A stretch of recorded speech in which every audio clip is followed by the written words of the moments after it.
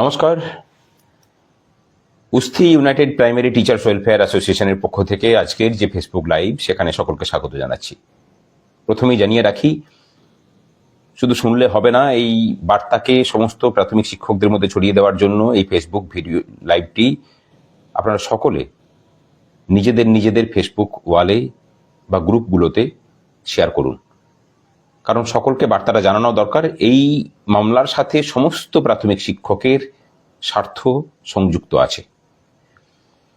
26/7/2019 একটা ঐতিহাসিক লড়াই, বেতন কাঠামো সংশোধন এবং সরকারি শয়তানির ফলে 26/7/2019 যে অর্ডার, সেটাকে ভুলভাবে ইমপ্লিমেন্ট করার ফল আবার এক নতুন বৈষম্যের সৃষ্টি করা, নতুনদের সাথে পুরাতনদের বেতন এক হয়ে যাওয়া, লেভেল 9 লেভেল 10 বৈষম্য, জুনিয়রের থেকে সিনিয়রের বেতন কমে যাওয়া, বিবিধ রকম বৈষম্য সৃষ্টি হলো।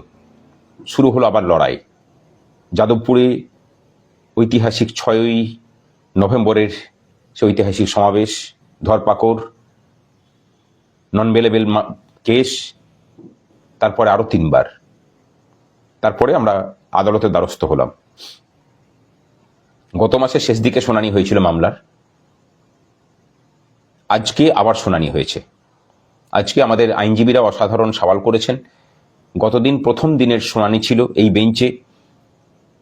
আজকে আমাদের মামলার শুনানি চলাকালীন পর্বে মাননীয় বিচারপতিকে সরকারি আইনজীবী বলেন যে আজকে এজি উপস্থিত থাকার কথা, কিন্তু এজি যেহেতু উপস্থিত থাকতে পারছেন না, তাই সেই জন্য সময় দেওয়া হোক।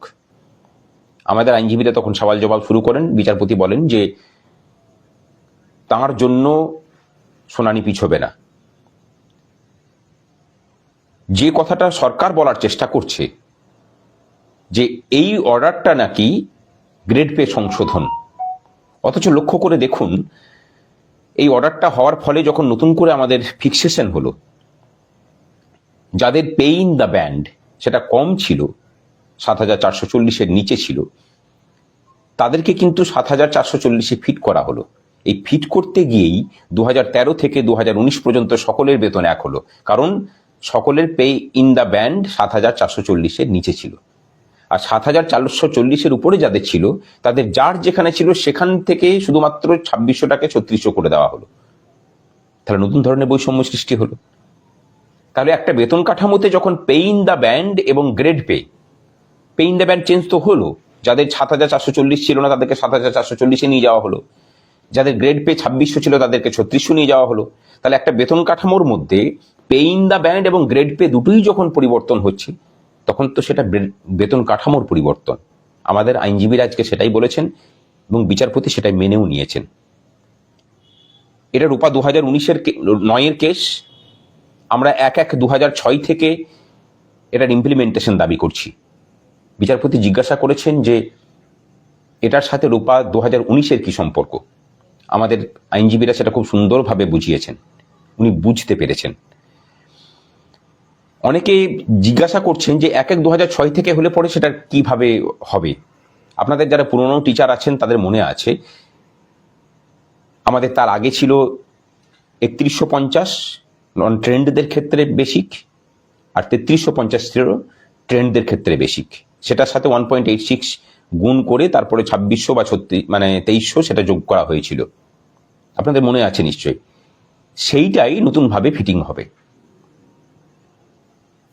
7,440, তার সাথে 2600 জায়গায় 3600, 2900 জায়গাতে 3900, 3300-এর জায়গাতে সেভাবে ফিক্সেশন হবে, হয়ে পড়ে ক্যালকুলেশন হয়ে 1/8/2019-এ এসে আপনি অ্যাকচুয়ালি যা পেয়েছেন আর যা পাবেন সেটা ক্যালকুলেশন হয়ে সেখান থেকে আপনি সমস্ত এরিয়ার সহ পাবেন।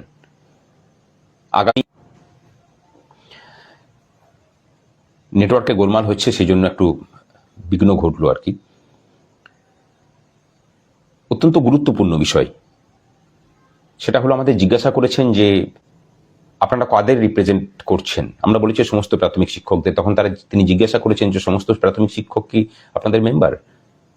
আমাদের আইনজীবী সেটা ব্যাখ্যা করেছেন, আমাদের মেম্বার হন বা না হন সমস্ত প্রাথমিক শিক্ষক, তিনি যে সংগঠনই করুন না কেন, তারা আমাদেরকে নিজেদের মনে করুন বা না করুন, আমরা তাদের প্রত্যেককেই আমাদের নিজেদের মনে করি, কারণ সমস্ত প্রাথমিক শিক্ষকরাই আমাদের নিজেদের আপন, আমাদের আত্মজ।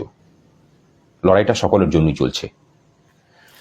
অনুরোধ করব যে আমাদের মেম্বারশিপ ওপেন হয়েছে, সকলে মেম্বারশিপ নিন। আমাদের ওয়েবসাইট www.uuptwa.com, এখানে গেলেই মেম্বারশিপ নিতে পারবেন।